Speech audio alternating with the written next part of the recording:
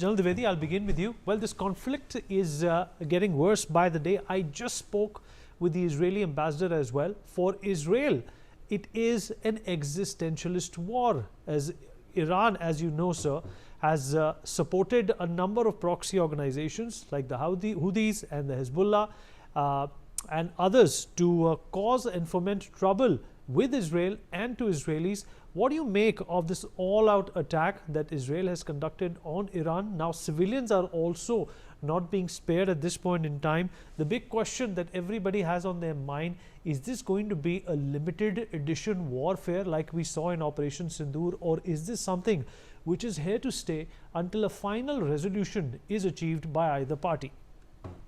Vineet, the point is, if you see the history of Israel, it has faced existential crisis right from the time the state was established in 1948. But that time the issue was against Arabs, and it fought 1948 war, 1956 war, 1973 war, and thereafter the peace treaty was signed to Camp David and with Egypt, and also with Jordan in 1994, and with UAE lately. The point is that the shift towards Iran has happened after 1979, when the evolution of the current regime actually threw out the king from Iran. So the point is that Iran and Israel have had tenuous relations since 1979. Now, and they treat each other as the arch enemy, and Iran has made number of statements that they want to wipe out, Israel from the global map. Now, for last about 3 years, you are right that Iran has been waging proxy war, and the main architects or the non-state actors have been Hamas, Houthis, and Hezbollah in the Lebanon, Houthis in Yemen, and Hamas, of course, on the Gaza Bank. And this has gone on unabated, and Israel has been fighting these groups. But Iran is the country which have been perpetrating this terrorism. So there had to be a call at some point of time, and Israel have been contemplating to take on Iran.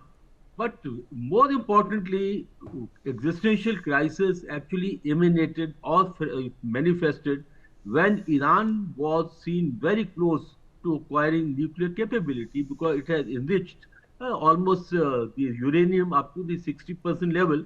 And once you reach 80% level, you can actually fabricate an atomic device. Now, this was the time, it was a critical time. And as you know, Israel has a preemptive strategy. They strike before the threat can manifest. And that's why they launched this attack on 13th of this month. And now today it is the fourth day. Now you specifically asked that how it's going to pan out. You see, every military operation has political and military aims. And in this case, the Israel two-pointed aim is to firstly cripple the Iranian nuclear capability and decapacitate their military leadership, because as two states are not sharing the borders, so therefore there are going to be no direct contact. But it's very important to take out the military leadership and simultaneously to wave away the existential threat, to cripple Iranians' nuclear capability. Now that's exactly what has happened. On the other side, Iran.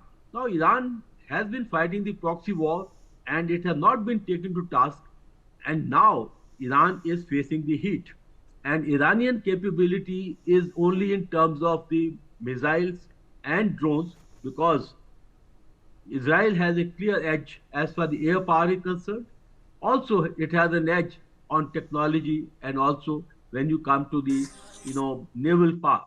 Now, how this whole thing has been positioned, as you can read the 4 day battle, I think Israel has definitely achieved a fair amount of, ensured fair amount of destruction of the Iranian nuclear capability, as also decapacitated their military leadership.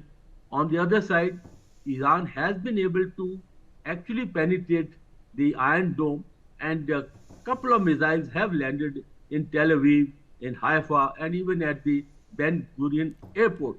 Now, currently we need to also see who are the players behind the scene. Behind the scene is America. America has a very close relationship with Israel, and they call it ironclad relationship.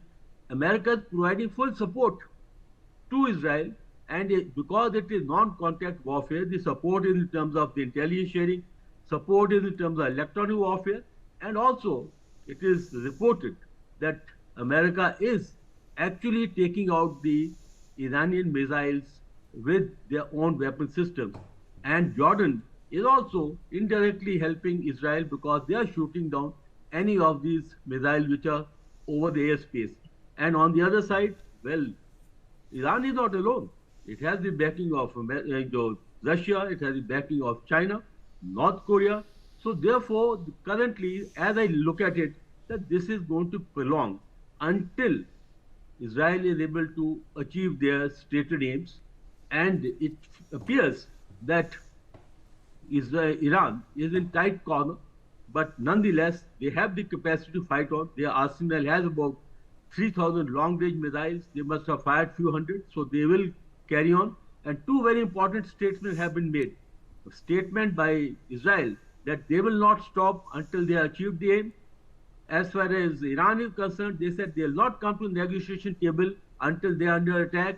And America has said that while two should actually halt the current, hostility, but as per as Mr. Trump, he said that both need to fight on till they are able to find some kind of meeting ground. So this is how All right, the sir. situation is.